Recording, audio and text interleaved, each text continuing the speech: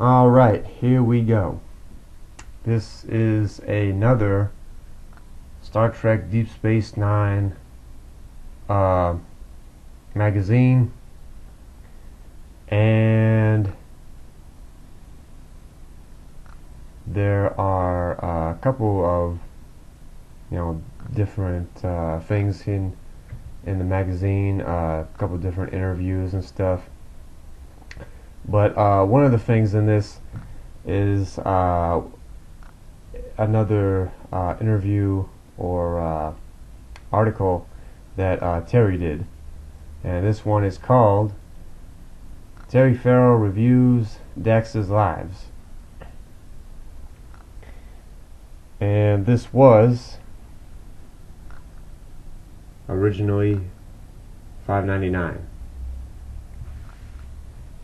And before I jump into the article, I just happened to see the back page, or the back of this magazine and stuff. And what it is, or was, is this advertisement for this old game. There used to be a old game called Star Trek Deep Space Nine Harbinger. And there's just some pictures and stuff of the game.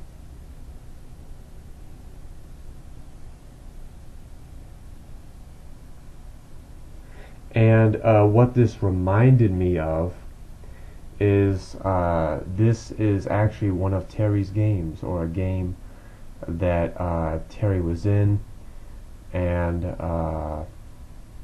stuff. Like unlike some of the earlier games or whatever, Deep Space DS9 games, where the dialogue was just typed out on the screen, this one actually has like the DS9 actors' voices in it. And so yeah, I kind of remember this. There was also a couple other games that Terry did. I don't remember what the name was of the other Star Trek game that Terry did. But yeah, I'll just read this real quick. It says, this is a commercial for this game, and it says, "A mysterious murder, a doomed planet, an angry alien," and then welcome to the DS9 Harbinger. A powerful plasma storm has rocked space station Deep Space Nine. As a Tyrrellian envoy for the Federation, you join forces with Cisco, Quark, and the Deep Space Nine crew in a fierce struggle to save the Deep Space Nine space station. From a startling first-person perspective, you engage in 3D battles with deadly drones and solve a Deep Space Nine space station murder to prevent an alien race from destroying a Federation allied planet. May the prophets walk with you.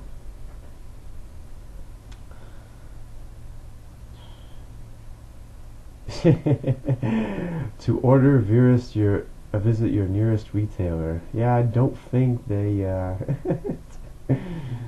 they sell this in stores anymore.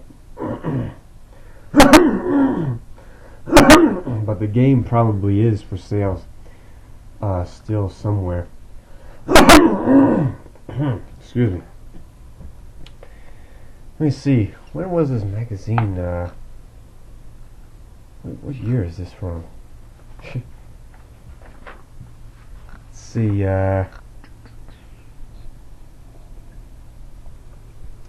Let's see. It says, please mail by March 1996. And is there anything else?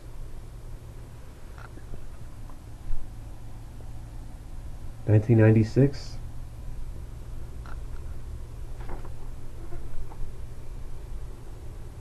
$1995.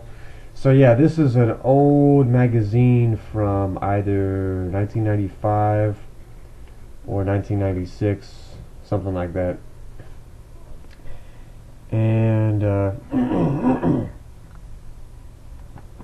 yeah.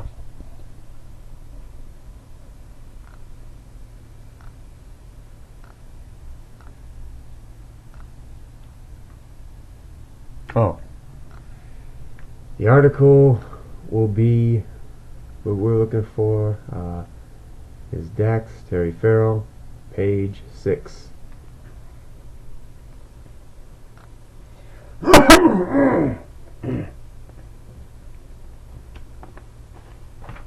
Oh, well, that was not too far away.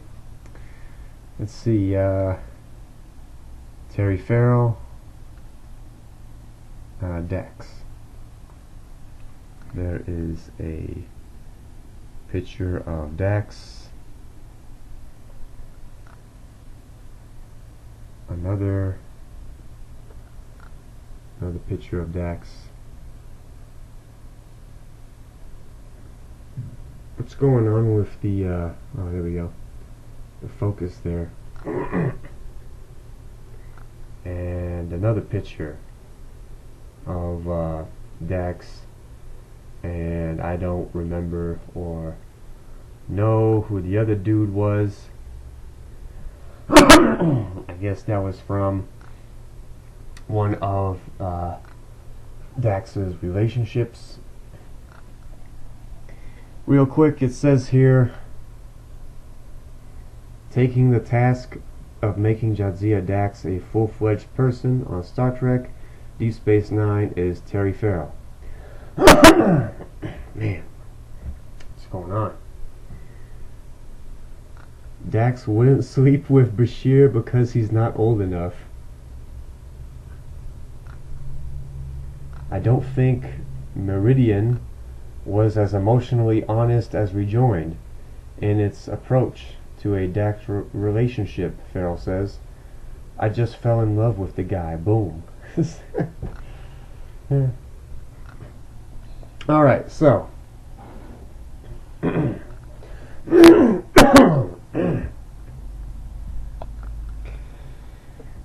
this starts off as, where did the time go?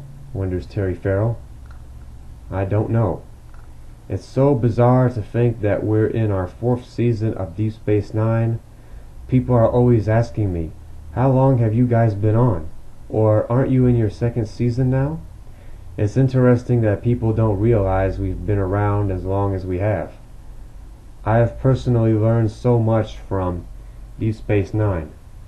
I've relaxed, and I think about making an episode great instead of wondering if I'm even doing a good job. I think more about dealing with being on a series, our work schedule, how to approach the work, and sustaining my energy through it all. That has been a tremendous help to me as an actress to finally learn how to gauge everything so that I have enough energy to play my role well every week. And so that I don't burn myself out. I'm always trying to find something to keep me as interested in playing Dax as I was on my first day on the set.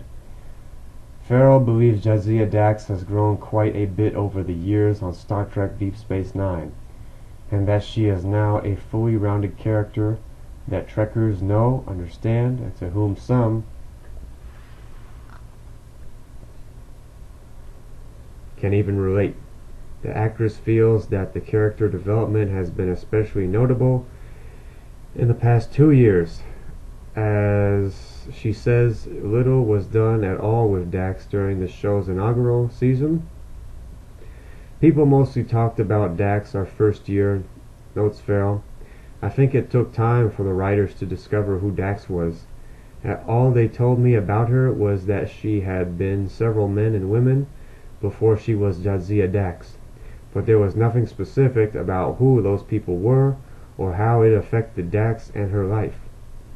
So I found out, like the audience did, as I got scripts over the next few seasons.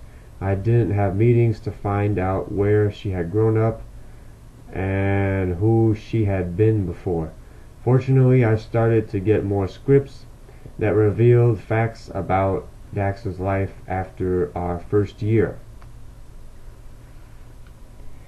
She discussed her most prominent Dax episodes and moments from Star Trek Deep Space Nine's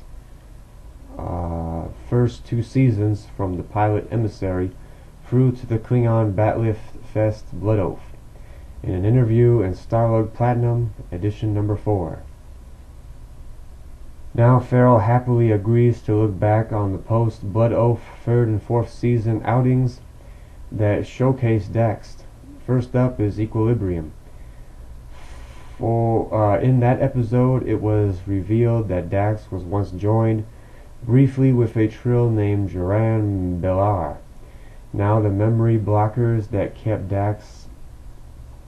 the Dax-Joran bonding a secret are failing, imperiling Dax's life. That was an interesting show, and it revealed a lot about Trill society that we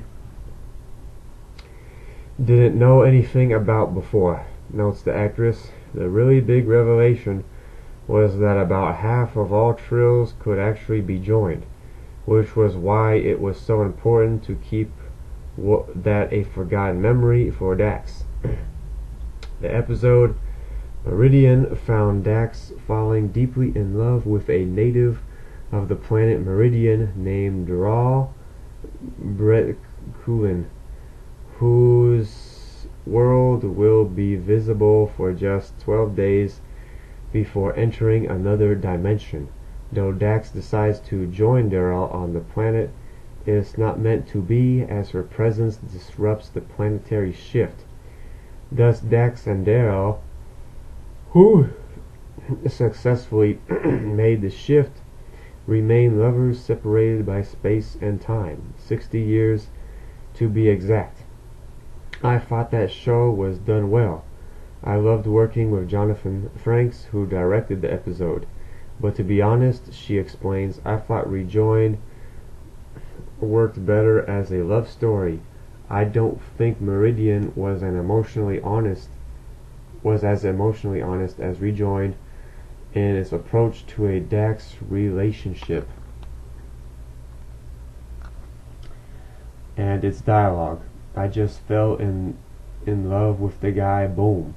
Many people enjoyed that show, and as an actress, I did too, especially the scene where I had to say goodbye to Avery Brooks. Those kinds of scenes are very easy to play with Avery because he's so supportive of me. If it hadn't been for Avery, I don't know if I would have gotten through our first season. Courtesy of Waxana, Troy's Majel Barrett case of Xanthi fever and fascination, Dax winds up being wooed by an extremely amorous Bashir. Further, Dax declares her love for Cisco and even gives him a passionate kiss. That was such fun, enthuses Farrell. It was more comedic for me than just about any other show that we had ever done. So that was great. I felt really comfortable doing the comedy, and I loved the way Avery directed the show. Alright, so I will continue this in part 2.